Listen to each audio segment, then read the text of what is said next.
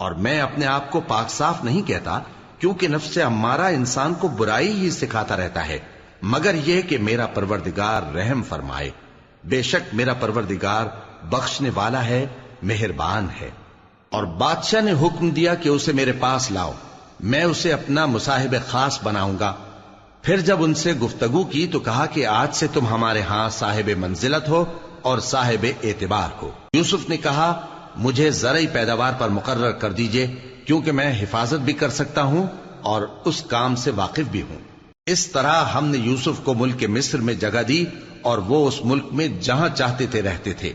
ہم اپنی رحمت جس پر چاہتے ہیں کرتے ہیں اور نیکوکاروں کے اجر کو ضائع نہیں کرتے، اور جو لوگ ایمان لائے اور ڈرتے رہے ان کے لیے آخرت کا اجر بہت بہتر ہے۔ اور یوسف کے بھائی کنعان سے مصر میں غلہ خریدنے کے لیے آئے تو یوسف کے پاس گئے، تو یوسف نے ان کو پہچان لیا اور وہ ان کو نہ پہچان سکے۔ اور جب یوسف نے ان کے لیے ان کا سامان تیار کر دیا تو کہا کہ پھر آنا تو جو باپ کی طرف سے تمہارا ایک اور بھائی ہے اسے بھی میرے پاس لیتے آنا۔ کیا تم نہیں دیکھتے کہ میں ناب بھی پوری پوری دیتا ہوں اور مہمانداری بھی خوب کرتا ہوں؟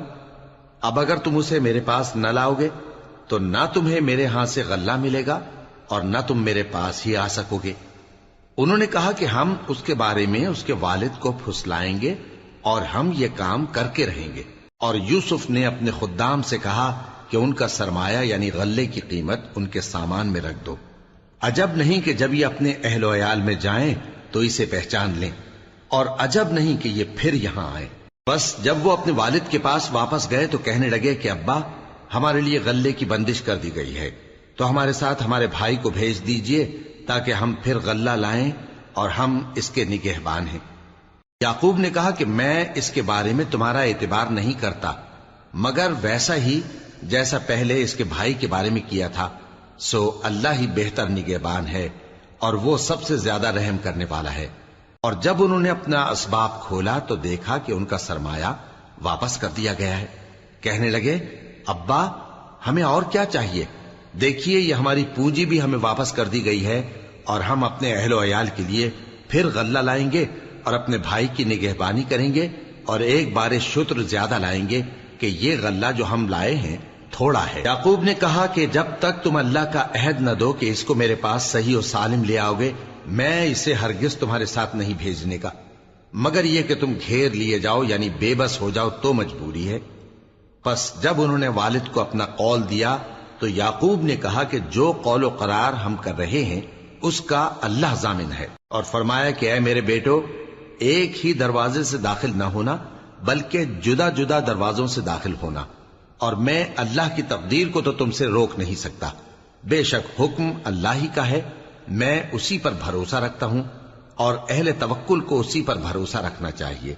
اور جب وہ ان مقامات سے داخل ہوئے جہاں جہاں سے داخل ہونے کے لیے ان کے والد نے ان سے کہا تھا، تو وہ تدبیر اللہ کے حکم کو ذرا بھی ٹال نہیں سکتی تھی۔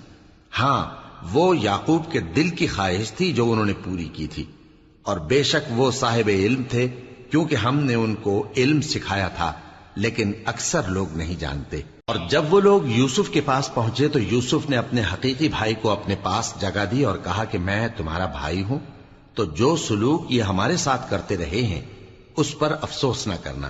پھر جب ان کا اسباب تیار کر دیا تو اپنے بھائی کے تھیلے میں آپ خورا رکھ دیا۔ پھر جب وہ آبادی سے باہر نکل گئے تو ایک پکارنے والے نے آواز دی کہ قافلے والو تم تو چور ہو۔ وہ ان کی طرف متوجہ ہو کر کہنے لگے کہ تمہاری کیا چیز کھوئی گئی ہے؟ وہ بولے کہ بادشاہ کا کٹورا کھویا گیا ہے، اور جو شخص اس کو لے کے آئے اس کے لیے ایک بار شتر انعام، اور میں اس کا ضامن ہوں۔ وہ کہنے لگے کہ اللہ کی قسم تم کو معلوم ہے کہ ہم اس ملک میں اس لیے نہیں آئے کہ خرابی کریں اور نہ ہم چوری کیا کرتے ہیں۔ وہ بولے کہ اگر تم جھوٹے نکلے یعنی چوری ثابت ہوئی تو اس کی سزا کیا؟ انہوں نے کہا کہ اس کی سزا یہ کہ جس کے تھیلے میں وہ دستیاب ہو وہی اس کا بدل قرار دیا جائے، ہم ظالموں کو یہی سزا دیا کرتی ہیں۔ پھر یوسف نے اپنے بھائی کے تھیلے سے پہلے ان کے تھیلوں کو دیکھنا شروع کیا، پھر اپنے بھائی کے تھیلے میں سے اس کو نکال لیا۔ اس طرح ہم نے یوسف کے لیے تدبیر کی، ورنہ بادشاہ کے قانون کے مطابق وہ اپنے بھائی کو لے نہیں سکتے تھے مگر یہ کہ اللہ چاہے ہم جس کے چاہتے ہیں درجے بلند کرتے ہیں، اور ہر علم والے سے بڑھ کر ایک بڑا علم والا ہے۔ برادران یوسف نے کہا کہ اگر اس نے چوری کی ہو تو کچھ عجب نہیں کہ اس کے ایک بھائی نے بھی پہلے چوری کی تھی، مگر یوسف نے اس بات کو اپنے دل میں مخفی رکھا اور ان پر ظاہر نہ ہونے دیا، یعنی زیر لب کہا کہ تم بڑے برے ہو اور جو تم بیان کرتے ہو اللہ اسے خوب جانتا ہے۔ وہ کہنے لگے کہ اے عزیز، اس کے والد بہت بوڑھے ہیں اور اس سے بہت محبت رکھتے ہیں، تو اس کو چھوڑ دیجئے اور اس کی جگہ ہم میں سے کسی کو رکھ لیجئے، ہم دیکھتے ہیں کہ آپ احسان کرنے والے ہیں۔ یوسف نے کہا کہ اللہ پناہ میں رکھے کہ جس شخص کے پاس ہم نے اپنی چیز پائی ہے اس کے سوا کسی اور کو پکڑ لیں، ایسا کریں تو ہم بڑے بے انصاف ہیں۔ آخر جب وہ اس سے نا امید ہو گئے تو الگ ہو کر صلاح کرنے لگے۔ سب سے بڑے نے کہا، کیا تم نہیں جانتے کہ تمہارے والد نے تم سے اللہ کا عہد لیا ہے اور اس سے پہلے بھی تم یوسف کے بارے میں قصور کر چکے ہو؟ تو جب تک والد صاحب مجھے اجازت نہ دیں میں تو اس جگہ سے ہلنے کا نہیں، یا اللہ میرے لیے کوئی فیصلہ کرے، اور وہ سب سے بہتر فیصلہ کرنے والا ہے۔ تم سب والد صاحب کے پاس واپس جاؤ اور کہو کہ ابا، آپ کے صاحبزادے نے وہاں جا کر چوری کی، اور ہم نے تو اپنی دانست کے مطابق آپ سے اس کے لے آنے کا عہد کیا تھا، مگر ہم غیب کی باتوں کے جاننے اور یاد رکھنے والے تو نہیں تھے، اور جس بستی میں ہم ٹھہرے تھے وہاں سے، یعنی اہل مصر سے، اور جس قافلے میں آئے ہیں اس سے دریافت کر لیجئے، اور ہم اس بیان میں بالکل سچے ہیں۔ جب انہوں نے یہ بات یعقوب سے آ کر کہی تو انہوں نے کہا کہ حقیقت یوں نہیں ہے، بلکہ یہ بات تم نے اپنے دل سے بنا لی ہے، تو صبر ہی بہتر ہے۔ عجب نہیں کہ اللہ ان سب کو میرے پاس لے آئے، بے شک وہ علم والا ہے، حکمت والا ہے۔ اور ان کے پاس سے چلے گئے اور کہنے لگے کہ ہائے افسوس یوسف پر، ہائے افسوس، اور رنج و الم میں ان کی آنکھیں سفید ہو گئیں اور ان کا دل غم سے بھر رہا تھا۔ بیٹے کہنے لگے کہ واللہ آپ تو یوسف کو اسی طرح یاد ہی کرتے رہیں گے یہاں تک کہ آپ گھل جائیں گے یا جان ہی دے دیں گے۔ انہوں نے کہا کہ میں تو اپنے غم و اندوہ کا اظہار اللہ سے کرتا ہوں، اور اللہ کی طرف سے وہ باتیں جانتا ہوں جو تم نہیں جانتے۔ اے بیٹو، یوں کرو کہ ایک دفعہ پھر جاؤ اور یوسف اور اس کے بھائی کو تلاش کرو، اور اللہ کی رحمت سے نا امید نہ ہونا کہ اللہ کی رحمت سے تو کافر لوگ ہی نا امید ہوا کرتے ہیں۔ پھر جب وہ یوسف کے پاس گئے تو کہنے لگے کہ اے عزیز، ہمیں اور ہمارے اہل و عیال کو بڑی تکلیف ہو رہی ہے، اور ہم یہ تھوڑا سا سرمایہ لائے ہیں، آپ ہمیں اس کے عوض پورا غلہ دے دیجئے اور ہم پر خیرات کیجئے کہ اللہ خیرات کرنے والوں کو ثواب دیتا ہے۔ یوسف نے کہا، تمہیں معلوم ہے کہ جب تم نادانی میں پھنسے ہوئے تھے تو تم نے یوسف اور اس کے بھائی کے ساتھ کیا کیا تھا؟ وہ بولے، کیا واقعی تم ہی یوسف ہو؟ انہوں نے کہا، ہاں میں یوسف ہوں، اور بن یامین کی طرف اشارہ کر کے کہنے لگے، یہ میرا بھائی ہے، اللہ نے ہم پر بڑا احسان کیا ہے۔ جو شخص اللہ سے ڈرتا اور صبر کرتا ہے تو اللہ نیکوکاروں کا اجر ضائع نہیں کرتا۔ وہ بولے، اللہ کی قسم، اللہ نے تم کو ہم پر فضیلت بخشی ہے اور بے شک ہم خطا کار تھے۔ یوسف نے کہا کہ آج کے دن تم پر کوئی ملامت نہیں، اللہ تم کو معاف کرے، اور وہ سب سے بڑھ کر رحم کرنے والا ہے۔ یہ میرا کرتا لے جاؤ، پھر اسے والد صاحب کے منہ پر ڈال دینا تو وہ بینا ہو جائیں گے، اور اپنے تمام اہل و عیال کو میرے پاس لے آؤ۔ اور جب قافلہ مصر سے روانہ ہوا تو ان کے والد کہنے لگے کہ اگر مجھ کو یہ نہ کہو کہ بوڑھا بہک گیا ہے تو مجھے تو یوسف کی بو آ رہی ہے۔ وہ بولے کہ واللہ آپ اسی قدیم غلطی میں مبتلا ہیں۔ مگر جب خوشخبری دینے والا آپ پہنچا تو اس نے کرتا ان کے منہ پر ڈال دیا، سو وہ بینا ہو گئے، اور بیٹوں سے کہنے لگے، کیا میں نے تم سے نہیں کہا تھا کہ میں اللہ کی طرف سے وہ باتیں جانتا ہوں جو تم نہیں جانتے؟ بیٹوں نے کہا کہ ابا، ہمارے لیے ہمارے گناہ کی مغفرت مانگیے، بے شک ہم خطا کار تھے۔ فرمایا، میں اپنے پروردگار سے تمہارے لیے بخشش مانگوں گا، بے شک وہ بخشنے والا ہے، مہربان ہے۔ پھر جب یہ سب لوگ یوسف کے پاس پہنچے تو انہوں نے اپنے والدین کو اپنے پاس جگہ دی اور کہا، مصر میں داخل ہو جائیے، اللہ نے چاہا تو امن و امان سے رہیے گا۔ اور اپنے والدین کو تخت پر بٹھایا اور سب ان کے آگے سجدے میں گر پڑے۔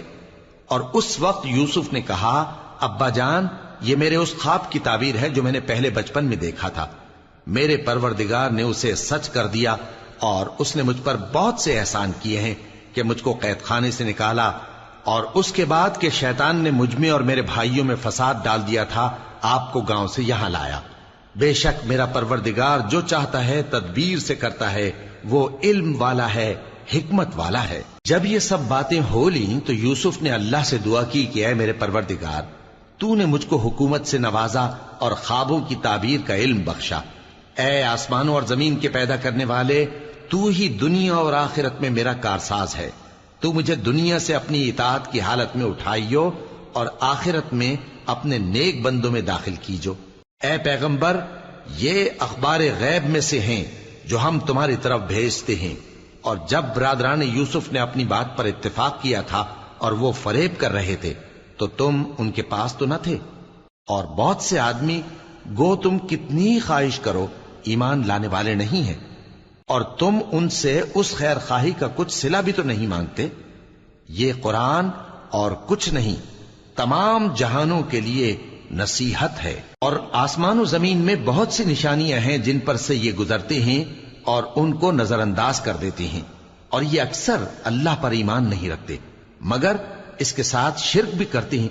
تو کیا یہ اس بات سے بے خوف ہیں کہ ان پر اللہ کا عذاب نازل ہو کر ان کو ڈھانپ لے، یا ان پر ناگہاں قیامت آ جائے اور انہیں خبر بھی نہ ہو؟ کہہ دو میرا رستہ تو یہ ہے، میں اللہ کی طرف بلاتا ہوں سمجھ بوجھ کر، میں بھی لوگوں کو اللہ کی طرف بلاتا ہوں اور میرے پیراؤ بھی، اور اللہ پاک ہے اور میں شرک کرنے والوں میں سے نہیں ہوں۔ اور ہم نے تم سے پہلے بستیوں کے رہنے والوں میں سے مرد ہی بھیجے تھے جن کی طرف ہم وہی بھیجتے تھے۔ کیا ان لوگوں نے ملک میں سیر و سیاحت نہیں کی کہ دیکھ لیتے کہ جو لوگ ان سے پہلے تھے ان کا انجام کیا ہوا؟ اور متقیوں کے لیے آخرت کا گھر بہت اچھا ہے، کیا تم سمجھتے نہیں؟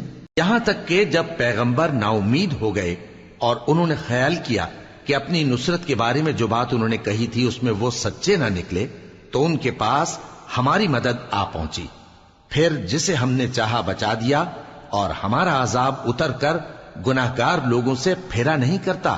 ان کے قصے میں عقل مندوں کے لیے عبرت ہے۔ یہ قرآن ایسی بات نہیں ہے جو اپنے دل سے بنائی گئی ہو، بلکہ جو کتابیں اس سے پہلے نازل ہوئی ہیں ان کی تصدیق کرنے والا ہے، اور ہر چیز کی تفصیل کرنے والا، اور مومنوں کے لیے ہدایت اور رحمت ہے۔ شروع اللہ کا نام لے کر جو بڑا مہربان نہایت رحم والا ہے۔ الف لام میم را۔ اے نبی، یہ کتاب الہی کی آیتیں ہیں، اور جو کچھ تمہارے پروردگار کی طرف سے تم پر نازل ہوا ہے حق ہے، لیکن اکثر لوگ ایمان نہیں لاتے۔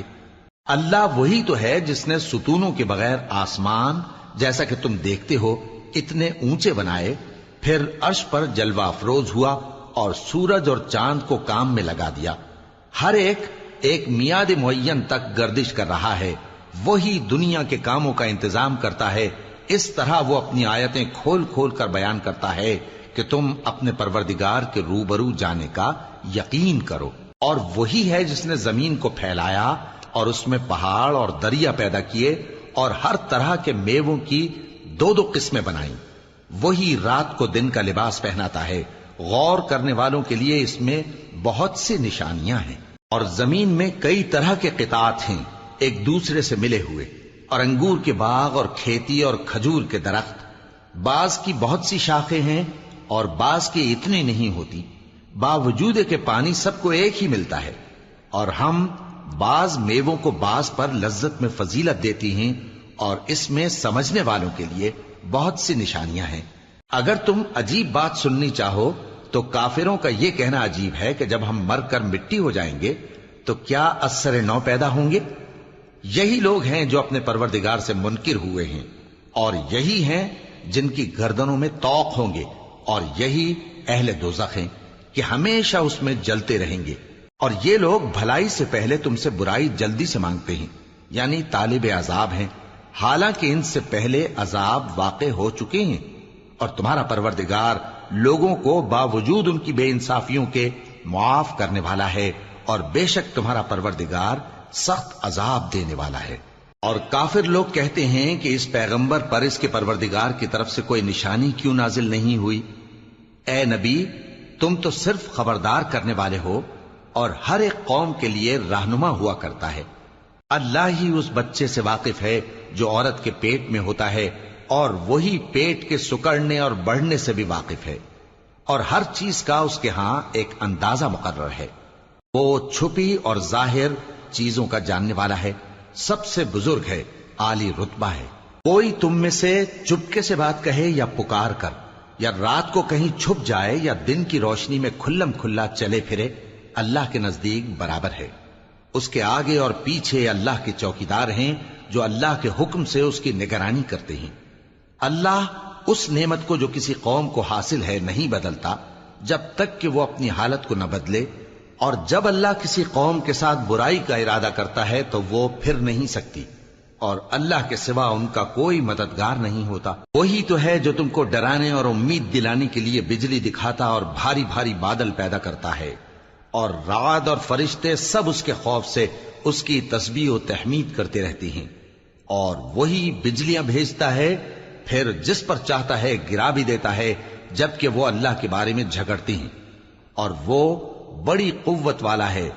کام کا پکارنا تو اسی کا ہے، اور جن کو یہ لوگ اس کے سوا پکارتے ہیں وہ ان کی پکار کو کسی طرح قبول نہیں کرتے، مگر اس شخص کی طرح جو اپنے دونوں ہاتھ پانی کی طرف پھیلا دے تاکہ دور ہی سے اس کے منہ تک آ پہنچے، حالانکہ وہ اس تک کبھی بھی نہیں آ سکتا۔ اور اسی طرح کافروں کی پکار بیکار ہے۔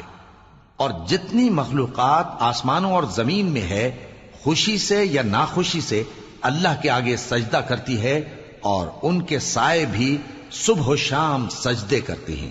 ان سے پوچھو کہ آسمانوں اور زمین کا پروردگار کون ہے؟ تم ہی کہہ دو کہ اللہ۔ ان سے کہو کہ کیا تم نے اللہ کو چھوڑ کر ایسے لوگوں کو کارساز بنایا ہے جو خود اپنے نفع و نقصان کا بھی اختیار نہیں رکھتے؟ کہو کیا اندھا اور آنکھوں والا برابر ہیں، یا اندھیرا اور اجالا برابر ہو سکتا ہے؟ بھلا ان لوگوں نے جن کو اللہ کا شریک مقرر کیا ہے، کیا انہوں نے اللہ کسی مخلوقات پیدا کی ہے جس کے سبب ان کے لیے مخلوقات مشتبہ ہو گئی ہے؟ کہہ دو کہ اللہ ہی ہر چیز کا پیدا کرنے والا ہے، اور وہ یکتا ہے، بڑا زبردست ہے۔ اسی نے آسمان سے مے برسایا، پھر اس سے اپنے اپنے اندازے کے مطابق نالے بہ نکلے، پھر پانی پر پھولا ہوا جھاگ آ گیا۔ اور جس چیز کو زیور یا کوئی اور سامان بنانے کے لیے آگ میں تپاتے ہیں اس میں بھی ایسا ہی جھاگ ہوتا ہے۔ اس طرح اللہ حق و باطل کی مثال بیان فرماتا ہے۔ سو جھاگ تو سوکھ کر زائل ہو جاتا ہے، اور پانی جو لوگوں کو فائدہ پہنچاتا ہے وہ زمین میں ٹھہرا رہتا ہے۔ اس طرح اللہ صحیح اور غلط کی مثالیں بیان فرماتا ہے تاکہ تم سمجھو۔ جن لوگوں نے اللہ کے حکم کو قبول کیا ان کی حالت بہت بہتر ہوگی، اور جنہوں نے اس کو قبول نہ کیا، اگر روئے زمین کے سب خزانے ان کے اختیار میں ہوں تو وہ سب کے سب اور ان کے ساتھ اتنے ہی اور نجات کے بدلے میں صرف کر ڈالیں، مگر نجات کہاں؟ ایسے لوگوں کا حساب بھی برا ہوگا، اور ان کا ٹھکانہ بھی دوزخ ہے، اور وہ بری جگہ ہے۔ بھلا جو شخص یہ جانتا ہے کہ جو کچھ تمہارے پروردگار کی طرف سے تم پر نازل ہوا ہے حق ہے، وہ اس شخص کی طرح ہے جو اندھا ہے، اور سمجھتے تو وہی ہیں جو عقل مند ہیں، جو اللہ کے عہد کو پورا کرتے ہیں اور قول و قرار کو نہیں توڑتے، اور جن رشتوں کے جوڑے رکھنے کا اللہ نے حکم دیا ان کو جوڑے رکھتے، اور اپنے پروردگار سے ڈرتے رہتے اور برے حساب سے خوف رکھتے ہیں، اور جو اپنے پروردگار کی خوشنودی حاصل کرنے کے لیے مصائب پر صبر کرتے ہیں اور نماز پڑھتے ہیں، اور جو مال ہم نے ان کو دیا ہے اس میں سے پوشیدہ اور ظاہر خرچ کرتے ہیں، اور نیکی سے برائی کو دور کرتے ہیں۔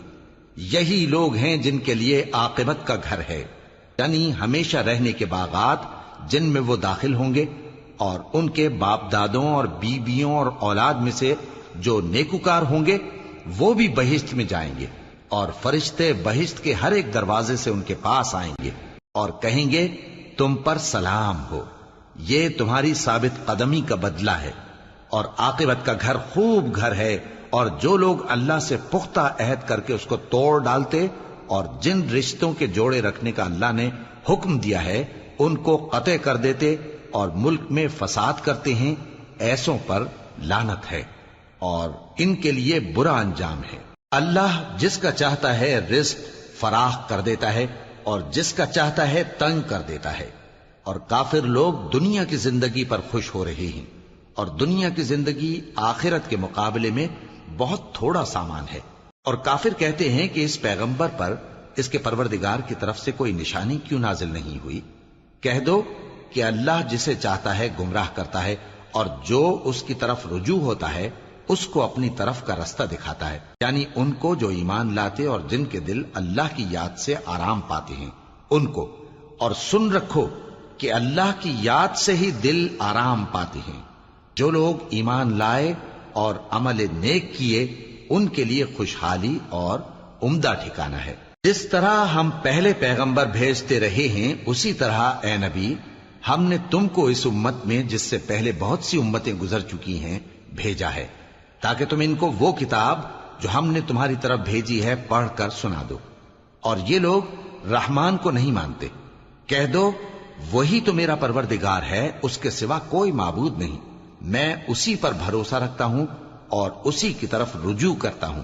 اور اگر کوئی قرآن ایسا ہوتا کہ اس کی تاثیر سے پہاڑ چل پڑتے یا زمین پھٹ جاتی یا مردوں سے کلام کر سکتے تو کیا یہ لوگ ایمان لے آتے؟ بات یہ ہے کہ سب باتیں اللہ کے اختیار میں ہیں. تو کیا مومنوں کو اس سے اطمینان نہیں ہوا کہ اگر اللہ چاہتا تو سب لوگوں کو ہدایت کے رستے پر چلا دیتا؟ اور کافروں پر ہمیشہ ان کے اعمال کے بدلے آفت آتی رہے گی یا ان کے مکانات کے قریب نازل ہوتی رہے گی یہاں تک کہ اللہ کا وعدہ آ پہنچے. بے شک اللہ وعدہ خلاف نہیں کرتا. اور تم سے پہلے بھی رسولوں کے ساتھ تمسخر ہوتے رہے ہیں تو میں نے کافروں کو مہلت دی، پھر میں نے ان کو پکڑ لیا. سو دیکھ لو کہ میرا عذاب کیسا رہا. تو کیا وہ جو ہر شخص کے اعمال کا نگراں و نگہبان ہے وہ بتوں کی طرح بے علم و بے خبر ہو سکتا ہے؟ اور ان لوگوں نے اللہ کے شریک مقرر کر رکھے ہیں. ان سے کہو کہ ذرا ان کے نام تو لو. کیا تم اسے ایسی چیزیں بتاتے ہو جو روئے زمین پر ہیں اور اسے معلوم نہیں؟ یا تم لوگ محض سطحی بات کی تقلید کرتے ہو؟ اصل یہ ہے کہ کافروں کو ان کے فریب خوبصورت معلوم ہوتے ہیں اور وہ ہدایت کے رستے سے روک لیے گئے ہیں. اور جسے اللہ گمراہ رہنے دے اسے کوئی ہدایت کرنے والا نہیں. ان کو دنیا کی زندگی میں بھی عذاب ہے اور آخرت کا عذاب تو بہت ہی سخت ہے، اور ان کو اللہ کے عذاب سے کوئی بھی بچانے والا نہیں. جس جنت کا پرہیزگاروں سے وعدہ کیا گیا ہے اس کی شان یہ ہے کہ اس کے نیچے نہریں بہ رہی ہیں، اس کے پھل ہمیشہ باقی رہنے والے ہیں اور اس کے سائے بھی.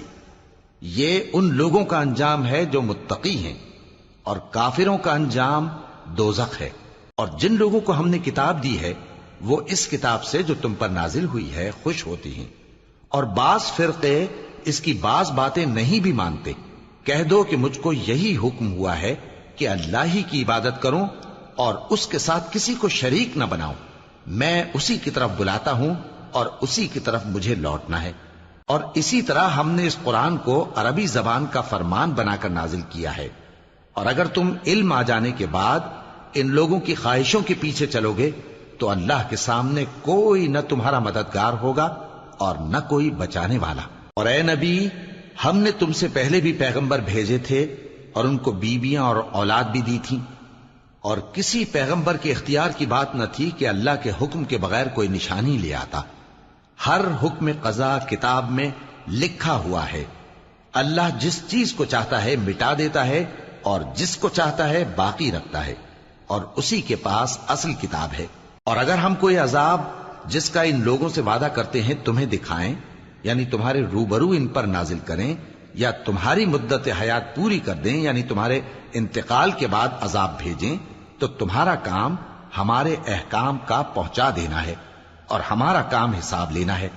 کیا انہوں نے نہیں دیکھا کہ ہم زمین کو اس کے کناروں سے گھٹاتے چلے آ رہے ہیں؟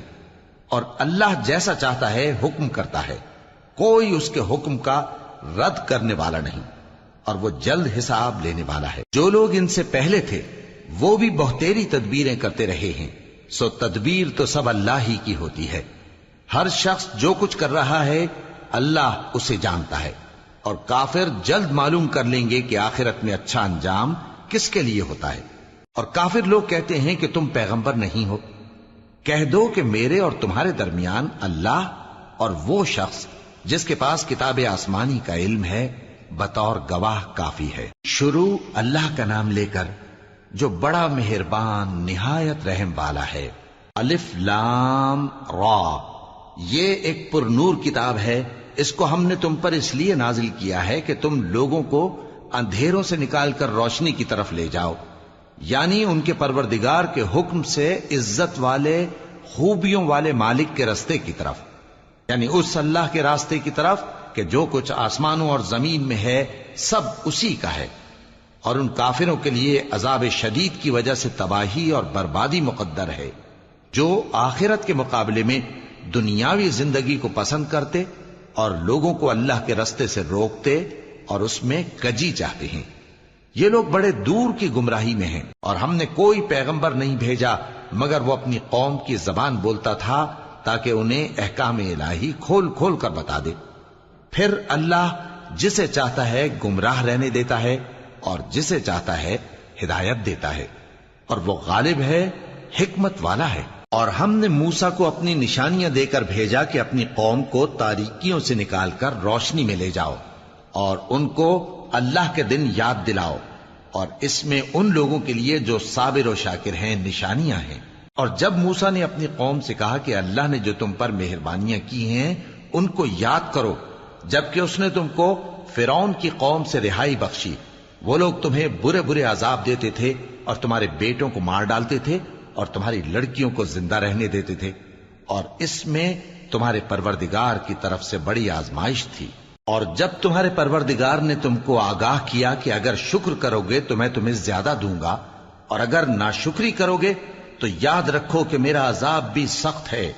اور موسیٰ نے صاف صاف کہہ دیا کہ اگر تم اور جتنے اور لوگ زمین میں ہیں سب کے سب ناشکری کرو تو بھی اللہ بے نیاز ہے، قابل تعریف ہے۔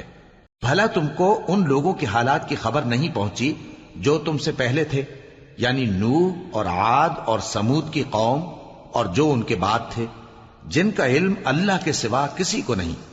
جب ان کے پاس ان کے پیغمبر نشانیاں لے کر آئے تو انہوں نے اپنے ہاتھ ان کے منہوں پر رکھ دیے کہ خاموش رہو، اور کہنے لگے کہ ہم تو تمہاری رسالت کو تسلیم نہیں کرتے، اور جس چیز کی طرف تم ہمیں بلاتے ہو ہم کو اس میں بھاری شک ہے۔ ان کے پیغمبروں نے کہا کیا تم کو اللہ کے بارے میں شک ہے جو آسمانوں اور زمین کا پیدا کرنے والا ہے؟ وہ تمہیں اس لیے بلاتا ہے کہ تمہارے گناہ بخشے اور ایک مدت مقرر تک تم کو مہلت دے۔ وہ بولے کہ تم تو ہمارے ہی جیسے آدمی ہو، تمہارا یہ منشا ہے کہ جن چیزوں کو ہمارے بڑے پوجتے رہے ہیں ان کے پوجنے سے تم ہمیں روک دو، تو اچھا کوئی کھلی دلیل لاؤ، یعنی معجزہ دکھاؤ۔ پیغمبروں نے ان سے کہا کہ ہاں ہم تمہارے ہی جیسے آدمی ہیں، لیکن اللہ اپنے بندوں میں سے جس پر چاہتا ہے نبوت کا احسان کرتا ہے، اور ہمارے اختیار کی بات نہیں کہ ہم اللہ کے حکم کے بغیر تم کو تمہاری فرمائش کے مطابق معجزہ دکھائیں، اور اللہ ہی پر مومنوں کو تو بھروسہ رکھنا چاہیے۔ اور ہم کیوں اللہ پر بھروسہ نہ رکھیں حالانکہ اس نے ہم کو ہمارے دین کے سیدھے رستے بتائے ہیں، اور جو تکلیفیں تم ہم کو دیتے ہو اس پر ہم صبر کریں گے، اور اہل توکل کو تو اللہ ہی پر بھروسہ رکھنا چاہیے۔ اور جو کافر تھے انہوں نے اپنے پیغمبروں سے کہا کہ یا تو ہم تم کو اپنے ملک سے باہر نکال دیں گے یا تم ہمارے مذہب میں واپس آ جاؤ۔ پس ان کے پروردگار نے ان کی طرف وحی بھیجی کہ ہم ظالموں کو ہلاک کر دیں گے اور ان کے بعد تم کو اس زمین میں آباد کر دیں گے۔ یہ اس شخص کے لیے ہے جو قیامت کے روز میرے سامنے کھڑے ہونے سے ڈرے اور میرے عذاب سے خوف کرے۔ اور پیغمبروں نے اللہ سے فتح چاہی اور ہر سرکش ضدی نامراد رہ گیا۔ اس کے پیچھے دوزخ ہے اور اسے پیپ والا پانی پلایا جائے گا، وہ اس کو گھونٹ گھونٹ کر کے پیے گا اور گلے سے نہیں اتار سکے گا، اور ہر طرف سے اسے موت آ رہی ہوگی مگر وہ مرنے میں نہیں آئے گا، اور اس کے بعد سخت عذاب ہوگا۔ جن لوگوں نے اپنے پروردگار سے کفر کیا ان کے اعمال کی مثال راکھ کی سی ہے کہ آندھی کے دن اس پر زور کی ہوا چلے جو اسے اڑا لے جائے۔ اسی طرح جو کام وہ کرتے رہے ان پر ان کو کچھ قابو نہ ہوگا۔ یہی تو پرلے سرے کی گمراہی ہے۔ کیا تم نے نہیں دیکھا کہ اللہ نے آسمانوں اور زمین کو تدبیر سے پیدا کیا ہے؟ اگر وہ چاہے تو تم کو نابود کر دے اور تمہاری جگہ نئی مخلوق پیدا کر دے، اور یہ اللہ کو کچھ بھی مشکل نہیں۔ اور قیامت کے دن سب لوگ اللہ کے سامنے کھڑے ہوں گے تو غریب پیروکار بڑے بن بیٹھنے والوں سے کہیں گے کہ ہم تو تمہارے پیرو تھے، کیا تم اللہ کا کچھ عذاب ہم پر سے دفع کر سکتے ہو؟ وہ کہیں گے کہ اگر اللہ ہم کو ہدایت کرتا تو ہم تم کو ہدایت کرتے۔ اب ہم گھبراہٹ ظاہر کریں یا صبر کریں ہمارے حق میں برابر ہے، کوئی جگہ رہائی کی ہمارے لیے نہیں ہے۔ اور جب حساب کتاب کا کام فیصل ہو چکے گا تو شیطان کہے گا جو وعدہ اللہ نے تم سے کیا تھا وہ تو سچا تھا، اور جو وعدہ میں نے تم سے کیا تھا وہ جھوٹا تھا، اور میرا تم پر کسی طرح کا زور نہیں تھا۔ ہاں، میں نے تم کو گمراہی اور باطل کی طرف بلایا تو تم نے جلدی سے اور بے دلیل میرا کہنا مان لیا۔ تو آج مجھے ملامت نہ کرو، اپنے آپ ہی کو ملامت کرو۔ نہ میں تمہاری فریاد رسی کر سکتا ہوں اور نہ تم میری فریاد رسی کر سکتے ہو۔ میں اس بات سے انکار کرتا ہوں کہ تم پہلے مجھے شریک بناتے تھے۔ بے شک جو ظالم ہیں ان کے لیے درد دینے والا عذاب ہے۔ اور جو ایمان لائے اور عمل نیک کرتے رہے وہ بہشتوں میں داخل کیے جائیں گے جن کے نیچے نہریں بہہ رہی ہیں۔ اپنے پروردگار کے حکم سے وہ ہمیشہ ان میں رہیں گے، وہاں وہ ہر ملاقات پر ایک دوسرے کو سلام کہیں گے۔ کیا تم نے نہیں دیکھا کہ اللہ نے کلمہ طیبہ کی کیسی مثال بیان فرمائی ہے؟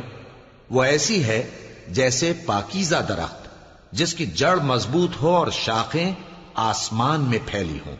وہ اپنے پروردگار کے حکم سے ہر موقع پر پھل لاتا ہو، اور اللہ لوگوں کے لیے مثالیں بیان فرماتا ہے تاکہ وہ نصیحت حاصل کریں۔ اور ناپاک بات یعنی غلط عقیدے کی مثال ناپاک درخت کی سی ہے کہ وہ زمین کے اوپر ہی سے اکھیڑ کر پھینک دیا جائے، اس کو ذرا بھی قرار و ثبات نہیں۔